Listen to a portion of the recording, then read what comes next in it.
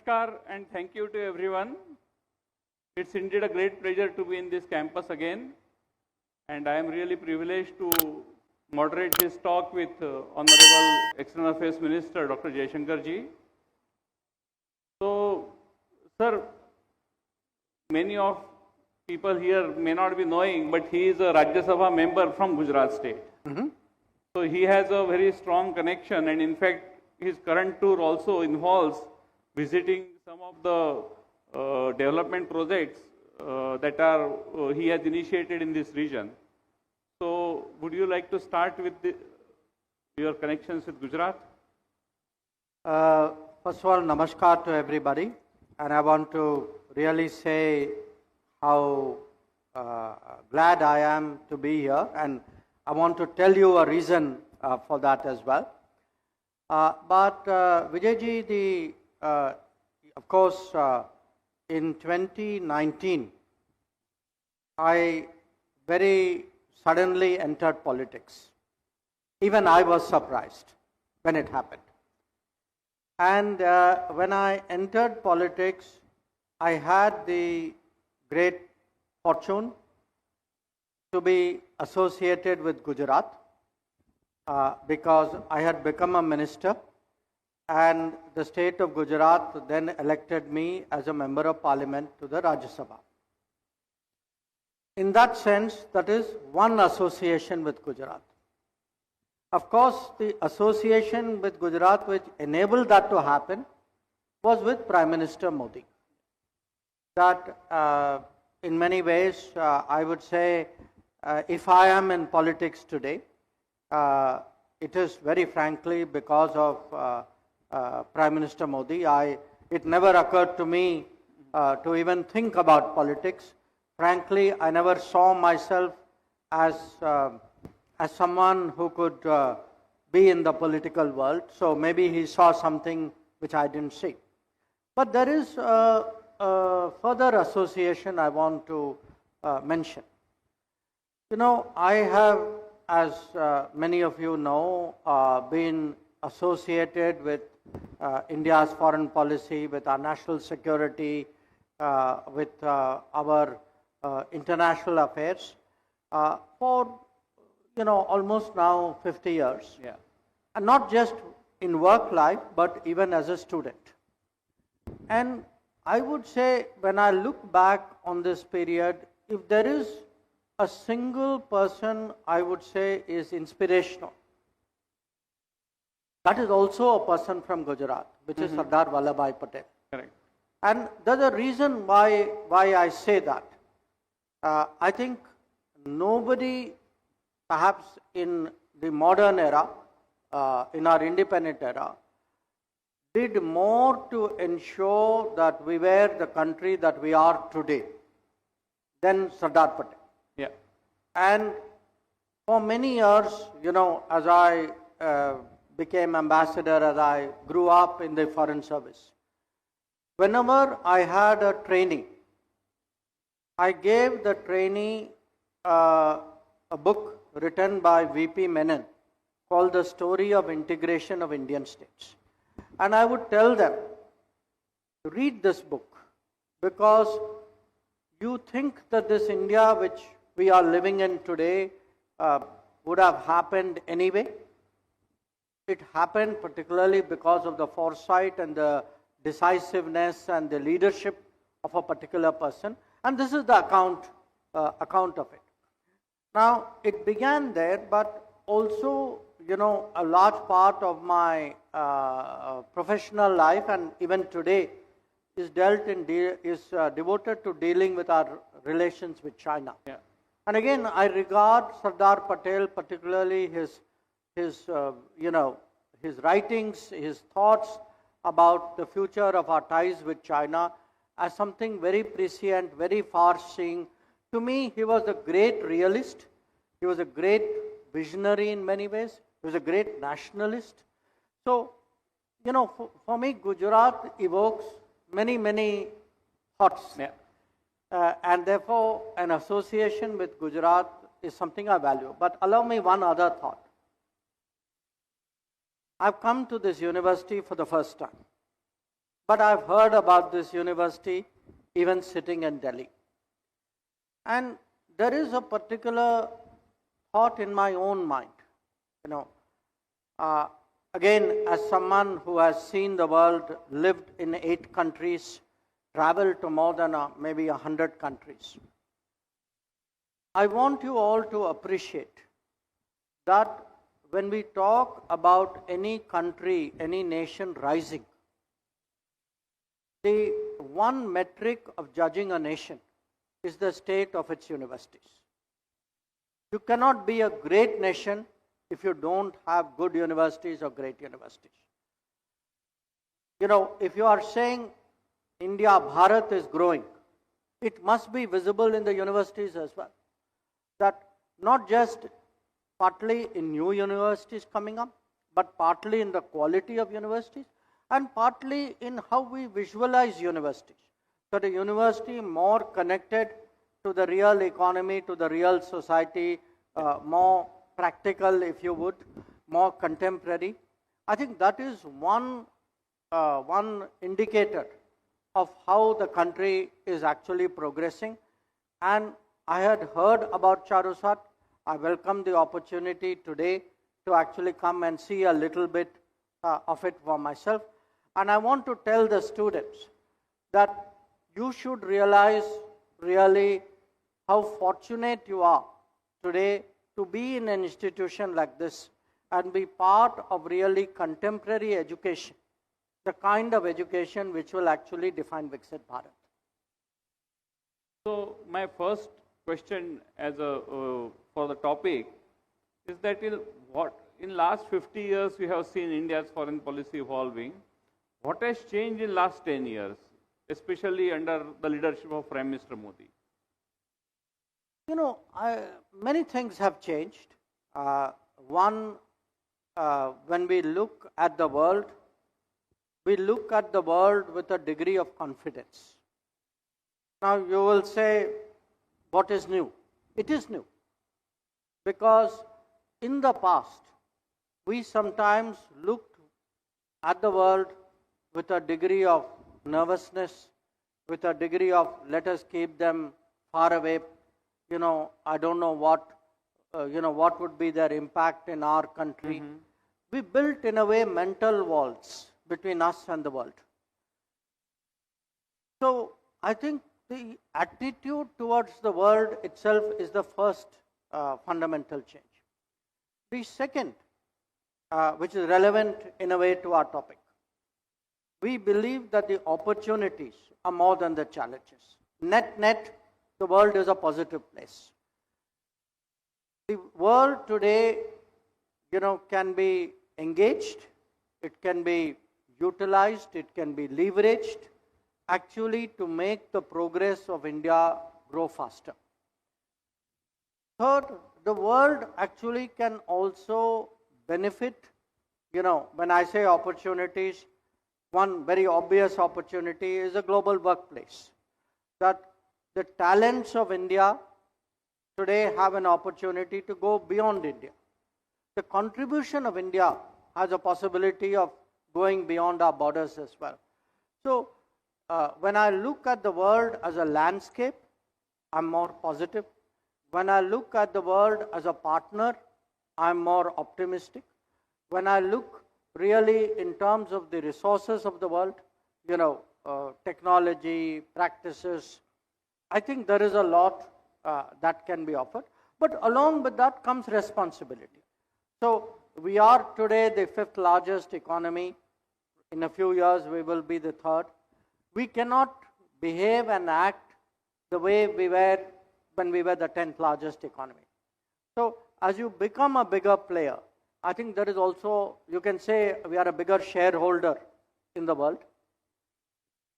And it's important to contribute more, to step up when there are problems like during COVID, or if tomorrow there's a natural disaster at that time.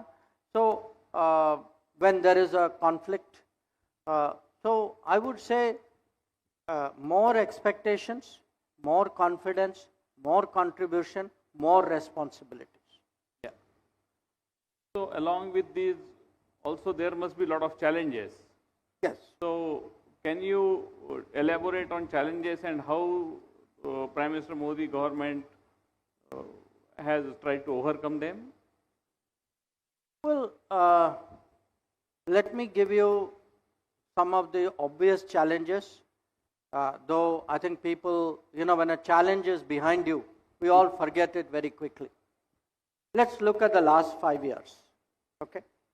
What is the biggest event in our lives in the last 5 years? It was the COVID pandemic. Okay? We could have looked at COVID. In fact, I share with people, when COVID first started, there was a virtual meeting of the top 20 economies of the world, G20. And the meeting was to decide, was to say, look, we have this unprecedented situation. How can we address it together?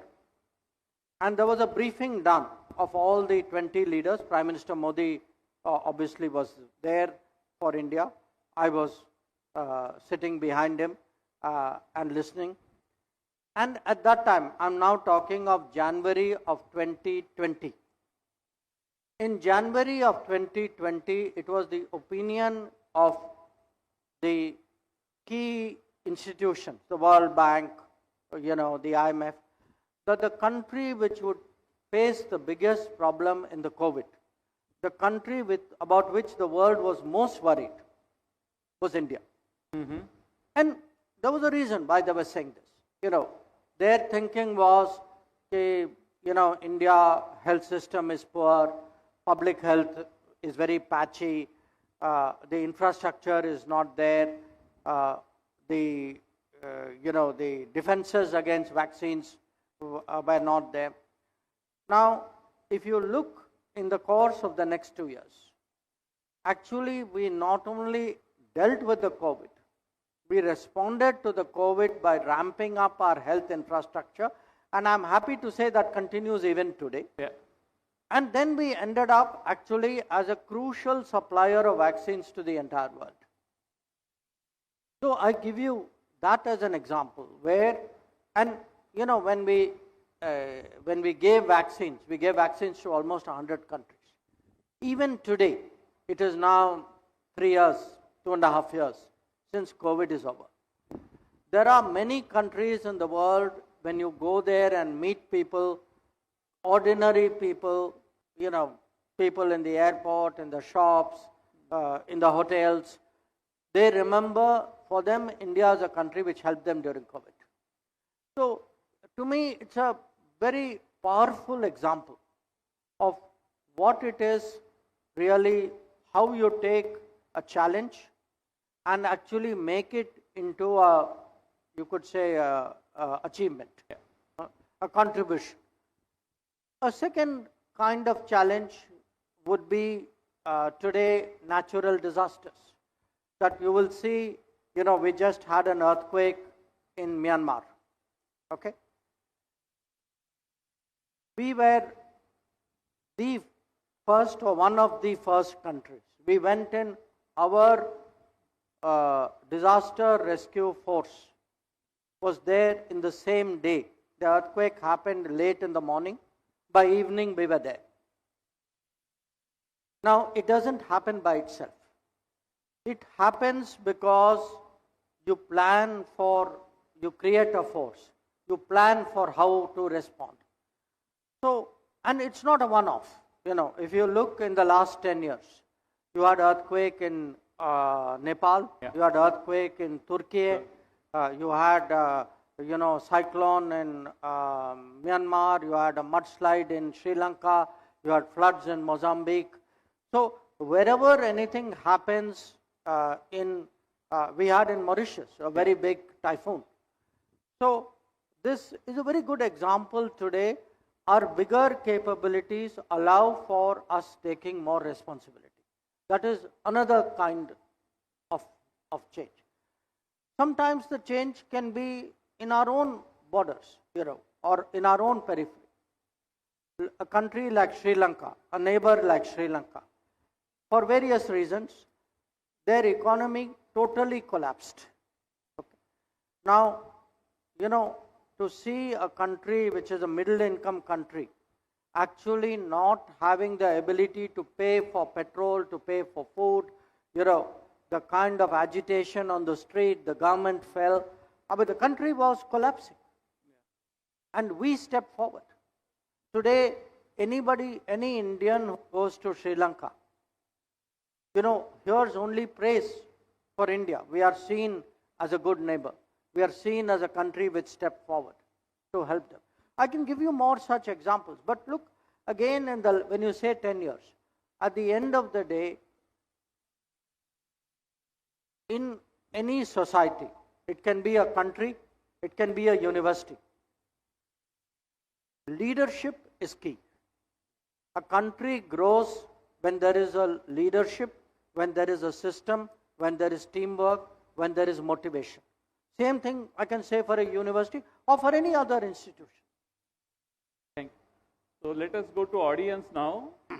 Those who are interested to ask questions, आप English में पूछ सकते हैं, हिंदी में पूछ सकते हैं, गुजराती में भी पूछ सकते हैं.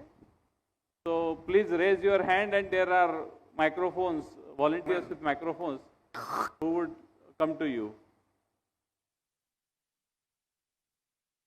Yeah, there is. Yeah. Greetings, sir. My question to you is, how can India leverage groupings like BIMSTEC, ASEAN and BRICS to strengthen its global standing in the shifting world of tariff wars and shifting diplomatic alliances in US, as well as the ongoing conflicts in Europe as well as Middle East? Thank you. One at a time? Huh? Thank you. A big country like India, we will have many interests, we will have many partners, we will have many friends. Now, the world is a very competitive place. So, what will happen is people try to restrict our choices, restrict our options. It is natural. That is the way the world is. What we are trying to do today is to ensure that our partners, our options, our choices are as broad as possible. So, you mentioned BIMSTEC. You also mentioned BRICS. I can give you very different partners. There is a group called Quad with America, Australia and Japan. Okay. There is a gathering called Voice of Global South, which India convenes, which has almost 120 countries of the developing world. So, there are Indian Ocean groupings. There is a Colombo Security Conclave.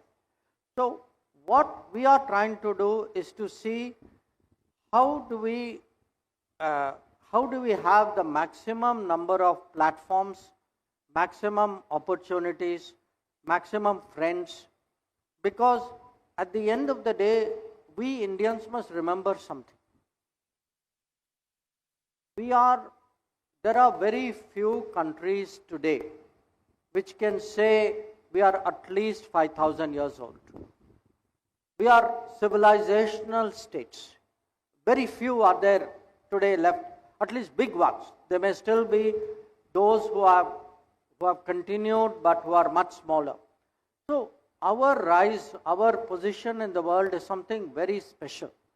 And a country like India, the tradition that we have, Vasudhaiva Kutumbakam, of having a very open approach towards the world, we must maximize the number of partners and number of platforms and number of mechanisms.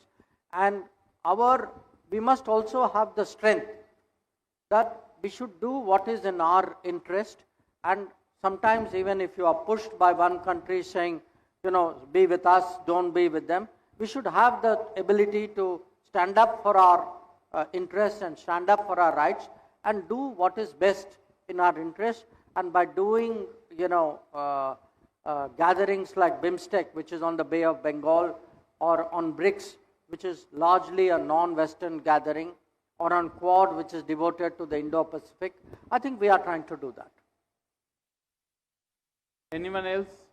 Next question. Yes, please.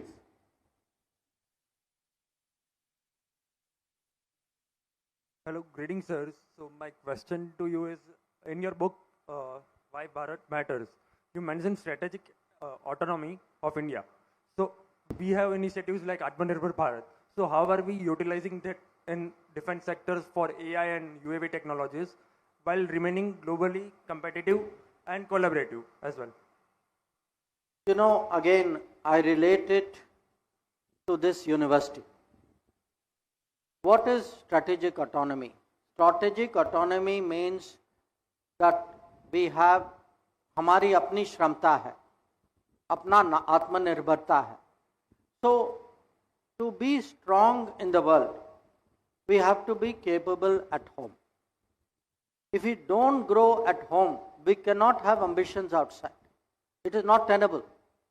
We discovered that in the 50s and 60s, where what was our ambition outside in the world was not matched by what was our capability at home. Today, what we are trying to do is by building, after all, what is power today? Power is technology. How do we, power is, in a way you can say, quality of life, the well-being of the people. So if we don't develop national strengths, deep strengths, if we don't create that broad capability in society from which technology flowers, because technology doesn't happen in a vacuum. Technology requires a certain mindset. You know, you can't have technology if you don't have manufacturing. You can't have technology if you don't have industry. You can't, in a country like India, have big aspirations and resources if you don't grow your agriculture, if you don't get full value out of services, if you don't keep up with the world. So we know today, I mean, every student knows today, next 10 years will be era of AI. Next 10 years will be era of EV, of space, of drones, of nanotechnology. If we have to do all of this, we have to build our institutions. We have to have the resources. We have to have young people. You know, I hear one word today in universities, which I never heard in my university: patents. We have to make this country patent conscious. We have to have applied education. We have to have people who come out of education system fit to work. This is really the challenge today before us. But I believe that today the country is focused on it, that, you know, it will take many institutions, right policies, great leadership motivation, the patriotism of our people to bring this all together. And it is then that we will have the Atmanirbharta to then be strategically autonomous. Because even today, there are countries in the world which says, oh, you want something, you must join me. We are too big to join anybody. We have to, you know, I cannot be under somebody else's shadow. We are the largest country in the world. We have to have that kind of big ambition and that big mindset, and that means most of all developing at home. Any other question? Yeah. Good evening, sir. My question is that with the rising number of students and working professionals in the European countries, and parallelly the European countries and the companies of them are investing heavily in India, like the sectors of chemical and electronics, do you see this as an effort to build a skilled talent bridge where the trained professionals return from those countries and lead the skillful operations over here, maintaining high quality standards and having a good relation between the countries? Thank you. Let me answer that in my own way. You know, there was a time when we looked at the world and said, an Indian leaving India, हमारे यहाँ से brain drain हो गया. Okay, this was the belief in this country. Let's look at it today. at the connection between the Indians who went out, who have kept their connections with India, who have kept, many of them who make contributions to India, who have established a reputation abroad which has created a global workplace where Indians are welcome, who have created in many ways a branding for other people to take advantage. So I see this connection between India and the world as very, very central to foster Indian national development. Faster development can have many dimensions, and I'll come to the points you made. One, as I said, to open up a global workplace for us. A global workplace because there is today in the world a mismatch between development, demand and demographics. That in many countries in the world, I'll give you two very obvious examples. You know, there is a big semiconductor race today in the world. Okay? We talk even of the chips war. Now, many countries are trying to rapidly grow their semiconductor industry. They have the money, they have the public policy decision. Many of them have technology. They don't have people. They don't have the numbers of the kind of skilled people that they need. And these are not small countries. A country like Germany, a country like Germany today is focused on how to import talent for securing its semiconductor capability. I mean, in my view, this kind of situation actually applies to many others. I think in US also, today if you ask the US tech industry, for all the other debates that are going on, they need the talent. They need international talent. That is one aspect of it. A second aspect of it is if you look at what are called Global Capability Centers, GCC. These are capability centers today being established in India by international companies. Now, this is not outsourcing.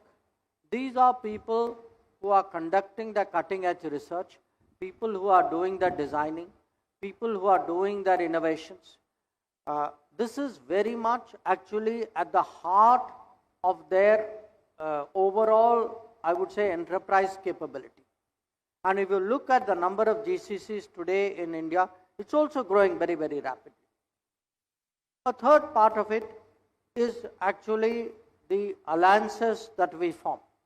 That there will be, see, the future of the world, we used to think political alliance, strategic alliance, economic alliance.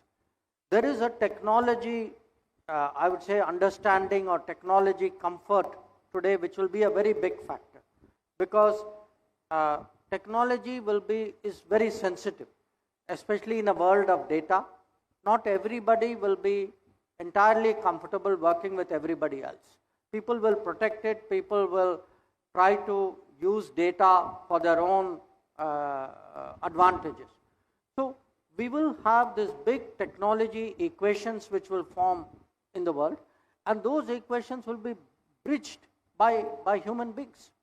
That it will be the, let us say, Indians in country X who will be able to convince that country that, look, India is a very good technology partner. I mean, I am myself an example. Their success in that country where they live will be actually a motivation. So I think today the Indians abroad, they have an even more important role in being this bridge between India and the world and India, especially in the world of technology and the world of services.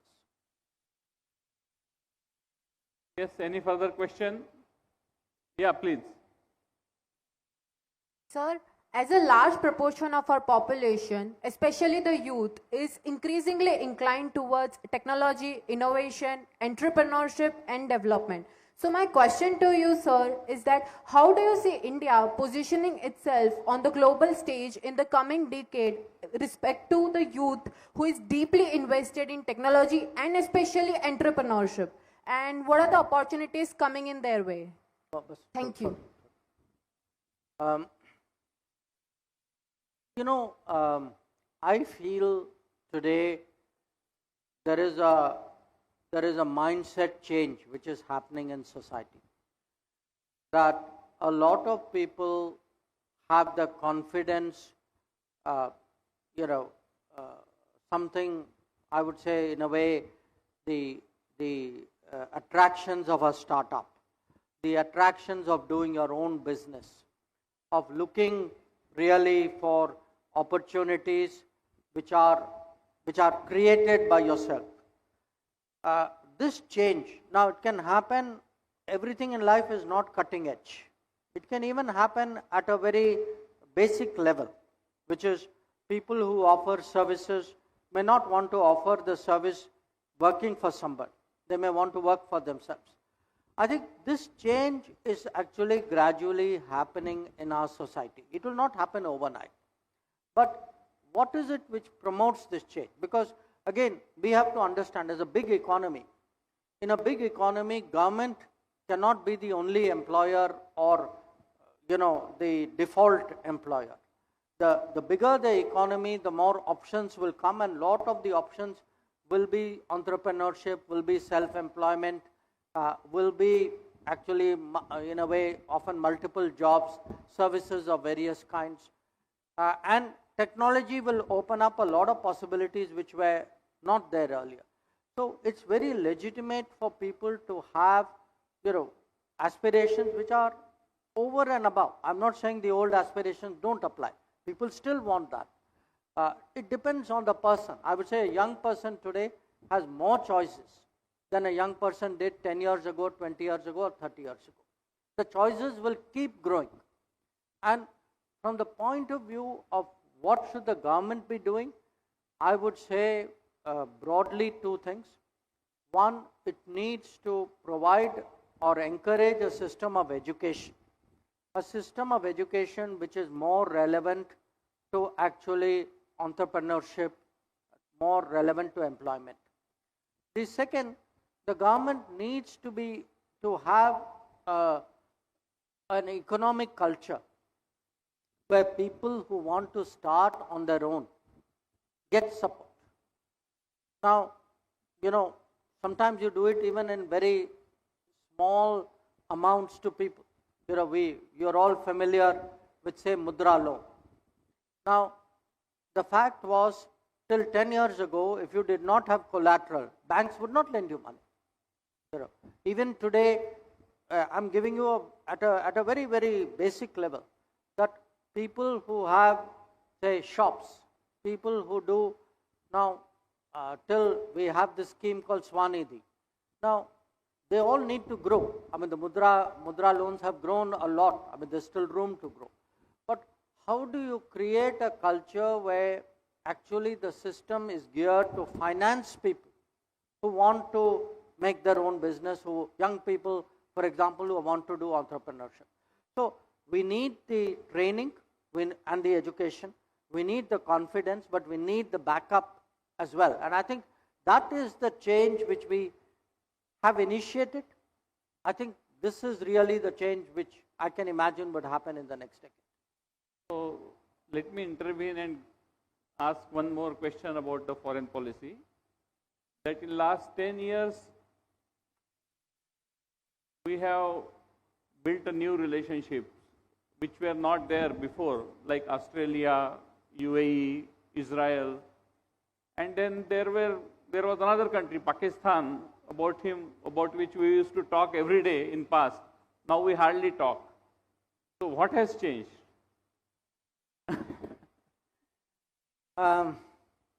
India has changed.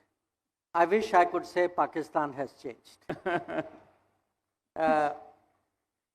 They unfortunately are in many ways continuing the bad habits. They are continuing a very negative way of approaching India. And what has happened is, today, I think, when I look back, I would say the 26/11 Mumbai terrorist attack, I would regard it in many ways as the turning point. I think that was when Indian public opinion across political parties, average Indians said, this is now too much. The country cannot accept this kind of behavior from a neighbor. Now, I think that feeling was very, very strong in society. It may not have been entirely understood at that time by the government of the day. That's a different matter.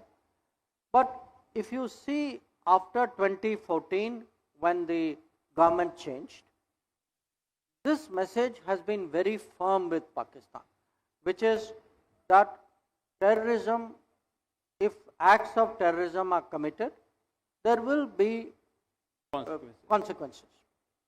Now, what has happened also during this period? We have forged ahead. We have forged ahead economically, politically. Our standing in the world has gone up. I think they have, in a way, continued the old playbook. Now, for them, unfortunately, also what happened was, they were trying to extract something from Afghanistan, which was the Americans and the NATO were in Afghanistan. So Pakistan was playing a double game. It was with the Taliban and the Afghan, those opposed to the Americans, and it was also playing with. Now, every double game comes to an end. Ab unka bhi wahi hua. At some stage, the Americans said, "Ab bahut ho gaya, we are leaving." Now, when they left, the double game could not be sustained. So, whatever benefits they were getting out of the double game, that also went down. In fact, then they discovered they had a further problem, which was the very people, the very terrorism industry, which they had followed, came back to bite them. That today they are facing, the actions of people whom they promoted. So, from their point of view, you can say old habits have continued. The opportunities of the world have, passed them by. The reputation is determined by their actions and their habits. And many things which they thought they were being very smart has actually come back to bite them. Whereas what we have done is, we have separated ourselves, we have gone up to a higher level. We are today, if you go out in the world, it's a joke, but it's not really a joke, which is the sense that IT for India means information technology, for Pakistan means international terrorism. So that sense today that their branding, that terrorism chap has stuck to them. Today our branding is a technology branding, and I think that is the difference. Ab jo aadmi technology karta hai, naturally he is not going to waste too much. If terrorism happens, we will respond. But otherwise, why should I devote precious time, to a neighbor who's the way bent the upon neighbor doing is? the thing. Back to audience. Any question? Yes, please. I guess there is no one on this side. Yeah, okay, please. We'll Namaste, just a minute. Yeah, please, go ahead. Hello. Hello. Namaste, sir. My name is Rushabh Joshi, and I'm a research scholar from Faculty of Management Studies. Sir, in your address at United Nations General Assembly 77, you highlighted Panch Pran, which was envisioned by Honorable Prime Minister. Sir, I would like to focus on fifth Pran, which is duty of citizens, and in context of sustainable development goals, which has the values of humanity, peace, and collective progress. Sir, how we, Indian citizens can take great ownership to contribute to achieve the sustainable development goals? Thank you, sir. I was very happy today when I came to the university that I had an opportunity to inaugurate a plant for recycling water. I'm mentioning this because we often talk about sustainability as though it is some very complicated concept, very big concept, almost like a philosophy, which it is. But like any outlook, big things are achieved by small steps. Recycled water is a very small step. But as an example, if the practice spreads, it's a big step. Now, in our case, if you look, first of all, we need to understand that a sustainable lifestyle is not something we are doing for somebody else. You don't want, I want clean water in this country. I want clean air in this country. I want pesticide-free food and soil in this country. I want a lifestyle which is healthier in this country. Now, I don't want it because, somebody abroad tells me it is a good thing to do. I must have the good sense to realize this is my own interest. It is not only my own interest, it is in fact my own tradition. That if you look at our history, at our culture, at our prayers, these are all, there is a 5,000-year heritage in this country about venerating nature. And somewhere we lost it. Somewhere our lifestyle did not respect our own beliefs. Now, today we are trying through various ways. Sometimes these things happen right in front of your eyes. You have to connect the dots together. That, take something like recently the government started promoting millets. So bajra, jawar, ragi. Now reality was, for thousands of years, people in this land ate millets. That was our primary food grain. Now it got replaced by wheat and rice, which have much higher water consumption, which have taken a toll on the soil, which cannot be cultivated in arid areas, of which we have large part of our territory. So something as, in a way simple you can say, I would say powerful, like encouraging people to eat millets. It is more nutritious, but again it has a great sustainability, a green factor to it. Even something like yoga. Prime Minister sometimes joke that we get, lectures about health on people who drive a car, go to a gym, run a machine, take an elevator up, come back and then give you a lecture, arriving in a conference on a private jet, saying, how we must all save the planet. Now, you can save the planet sitting, of having a better lifestyle at home, thinking through what it is that we need actually to change our lifestyle in a more sustainable way. So it can be, again, as I say, small things become big things. Campaigns make a difference. Awareness is a huge, change. I mean, look at the attitude, for example, towards plastics. How much it has changed in the last decade. So the combination, I think, of all of these, really today we need to think for ourselves. Soil health, and technology can play a role. We often discuss in the cabinet about nano fertilizers.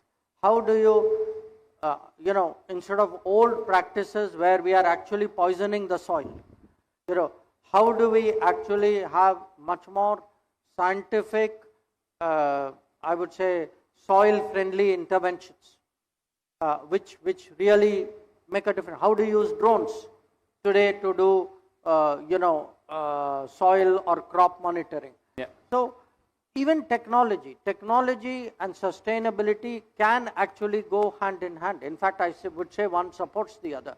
Tradition and technology go hand in hand. That's how sustainability can be progressed. So I will combine last two questions before we conclude this program. एक तो sir आपने भारत की जो humanitarian side है foreign policy की, Covid है, ये सब आपने बताया विश्व में, but also there is a resolute side of India's foreign policy जो उरी के समय, बालाकोट के समय या गलवान के समय सबको दिखी. तो what was the thought process behind taking such A tough decisions? ये एक सवाल है. और दूसरा, you can give a combined answer, कि जो सामान्य व्यक्ति है, जो स्कूल का टीचर है या स्टूडेंट है, how they see that India's foreign policy is benefiting them? देखिए, जो आपका पहला प्रश्न है विजय जी, जब बालाकोट हुआ था उस समय मैं सरकार में नहीं था, तो मेरी जानकारी, मैंने सुना था लोगों के जो उसमें जो इन्वॉल्व थे उन्होंने मुझे बताया, बट ओवरऑल मैं अपने अनुभव से, मैं ऐसा कुछ नहीं है जो मैं आपको कह सकता हूँ. पर बाकी दो जो हैं, गलवान के समय में और उरी के समय में, गलवान के समय में मैं मंत्री था, उरी के समय में मैं विदेश सचिव था.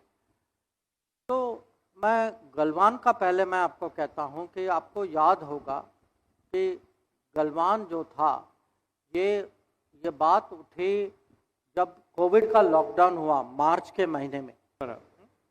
उसके तुरंत करीब 3 महीने बाद ये गलवान की घटना हुई. अब उस समय, ये लॉकडाउन का समय, आप सब लोग एक बार और याद रखें कि आपको याद होगा ट्रेन नहीं चल रही थी, एयरपोर्ट सब बंद थे, रोडवे सब बंद थे, सब लोग घर में बैठे थे, कम्युनिकेशन, माने एक किस्म से देश रुक चुका था. अब उस स्थिति में हमारी फौज को वहाँ बॉर्डर में भेजना और उस संख्या में भेजना, कि उस समय जो है हजारों में हमारे जो ट्रूप्स जो थे वो वहाँ गए थे. तो मैं, और ये था कि प्रधानमंत्री के मन में ये, मैंने इसमें कोई चॉइस ही नहीं था कि जब पहली मीटिंग जो बुलाई गई थी उसमें ये नहीं था कि भाई प्लस माइनस क्या है, उसमें था कि हमें रेस्पॉन्ड करना है, हमें जो भी करना है वो होना ही होना है, आप जाकर आप रास्ता ढूंढिए. तो एक किस्म से decision was made because I think there was deep belief inside. See, if you have a leader who is very deeply nationalistic, for whom, this is a matter of core conviction, so then what they do is, वो system को कहते हैं कि भाई ये करना है. Now system also understands कि decision is made, find a way, and system finds a way. So even though there was lockdown, even though, as I said, airports were closed, railways was not running, the road system was affected, still all that happened. Similarly, when Uri happened, that time I remember that this was September of 2016. And again, you could sense from Prime Minister that there was going to be a response. So, जो आपका सवाल है, how you said ये resolute side पे मैं पूछना चाहता हूँ कि देखिए, if you have conviction and you have clarity and you have leadership, then a decision is made. It's made for a country, it can be made for an organization. The leader of the organization or leader of the country, once they are clear, I think what happens to any system is, if there is indecision, all of us have to weigh plus minus. मैं नहीं कहता कि बिना सोचे समझे लोगों को करना चाहिए, but often on key issues the plus minus is very intuitive. I spoke about Sardar Patel at the start. I mean, if you look, you read the history of the integration of Indian states, you see the clarity Sardar Patel had on Hyderabad. The fact is, we had two difficult situations. Okay, Hyderabad, which was handled by Sardar Patel, Kashmir, which was handled by Nehru. Yeah. And you can see the personality, the thinking of the Leader. of the leadership, what actually happens on the ground. So countries, organizations, systems respond to direction, respond to leadership, respond to conviction. Yeah. And that is very important to cultivate. There has to be a national character, like there has to be an organizational character. Thank you. दूसरा question जो है कि सामान्य आदमी के लिए हाँ. और देखिए, इसके लिए मैं आपको 2-3 उदाहरण दे सकता हूँ. एक, मैं वापस कोविड का जो समय था. अब कोविड के समय में आप सब ने वैक्सीन लिया होगा, एक नहीं 2-3 बूस्टर शॉट भी लिया होगा. अब हम जो थे वैक्सीन के, वी वर बिगेस्ट प्रोड्यूसर. एक तो there was made in India vaccine, there was also invent in India vaccine. कुछ हमारे यहीं हमारे कंपनियों ने इन्वेंट किया था. Now if you look at vaccine की एक सप्लाई चेन होती कि उसके जो इंग्रेडिएंट्स होते हैं, actually it is finally the final vaccine is like a combination. So we had to make sure that the vaccine supply chain, the ingredient supply chain delivered for vaccines to be made in this country. Now, at that time, mostly they came from, I would say, US and Europe. And लोग जो हैं उस समय, सरकारें जो हैं उस समय देने के लिए लोग तैयार नहीं थे. उनको मनाना पड़ा, समझाना पड़ा कि why it was in their interest, common interest, कि भाई ये सप्लाई चेन को आप चलने दो, इसको रोको नहीं. And it was not easy, I can tell you. तो अगर डिप्लोमेसी नहीं होती उस समय, हमारी वैक्सीन सप्लाई चेन जो है वो सफल नहीं होती. और I give you another example, oxygen. जब डेल्टा वेरिएंट आया, हमारे यहाँ मेडिकल ऑक्सीजन की बहुत कमी थी. हम लोग जो हैं उस समय बाहर से काफ़ी बड़ी मात्रा में मेडिकल ऑक्सीजन आया, और इसीलिए आया क्योंकि उसके पहले भारत से हमारे यहाँ से हाइड्रोक्सीक्लोरोक्विन की एक्सपोर्ट हुई थी, मेडिकल पीपी किट्स की हुई थी, पैरासीटामोल की हुई थी. तो हमने सप्लाई किया, बाहर में गुडविल बना. वो गुडविल हमारे यहाँ बहुत काम आया जब मेडिकल ऑक्सीजन की शॉर्टेज थी. तो कुछ ऐसे देश थे एक्चुअली जो दे इवन लुक्ड आफ्टर, उन्होंने माने बिना अपने खर्चे पे दे सेंट मेडिकल ऑक्सीजन. तो that is one example. I give you a very different example. जब ये यूक्रेन में युद्ध शुरू हुआ फरवरी 2022 में, अब सब लोग परिचय हैं, हम पे दबाव आया कि उस समय जो पश्चिमी दुनिया जो थी वो रूस की बहिष्कार कर रही थी. तो हम पे दबाव था कि we should not import oil from Russia. अब इसमें हमें लगा कि देयर वर टू इश्यूज. एक तो हमारा हित कि we had a requirement. Secondly हमने देखा कि वो खुद क्या कर रहे हैं, और वो खुद जो है अपने पब्लिक के लिए जो गैस जो लेना था, तेल जो लेना था, वो उन्होंने कम किया पर बिल्कुल रोका नहीं. और बाकी जो निर्भरता थी रशिया पे, उसको उन्होंने एक किस्म से मैनेज किया. तो हमें लगा कि भाई इसमें एक तो अन्याय है कि खुद जो है अपने बचाव के लिए वो करते हैं और हमें जो है उपदेश देते हैं कि हमें नहीं करना चाहिए.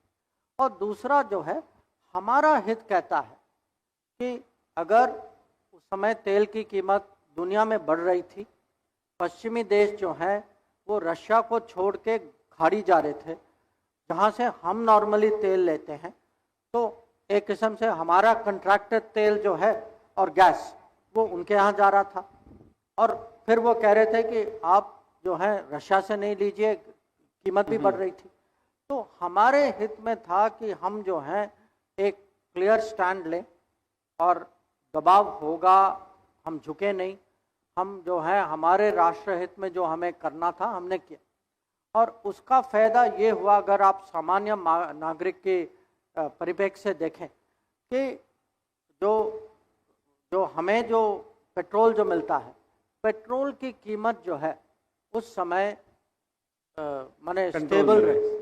और आप सब जानते हैं कि अगर पेट्रोल की कीमत बढ़ती है, इन्फ्लेशन का सबसे बड़ा कारण जो है वो पेट्रोल का दाम होता है, कि पेट्रोल का दाम बढ़े तो हर चीज़ का दाम जो है बढ़ता है। तो ऐसे माने बहुत सारी चीज़ है, सुरक्षा का है, या मैं कहूँगा कभी कभी ये रोजगारी का भी होता है कि आज जो है भारत का कोई भी नागरिक बाहर, देश के बाहर जाए, वो उस विश्वास के साथ जाता है कि भाई कुछ हो जाए तो भारत सरकार मुझे वहाँ अकेला नहीं छोड़ेगी। ये बहुत बड़ा परिवर्तन है।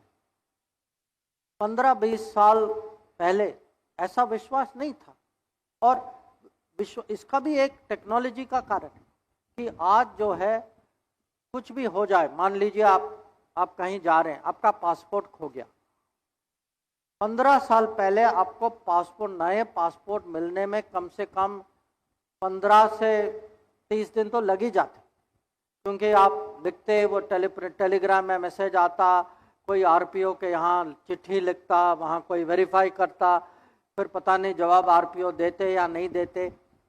आते आते आप कहीं बाहर, माने you are stranded without passport, waiting for an answer.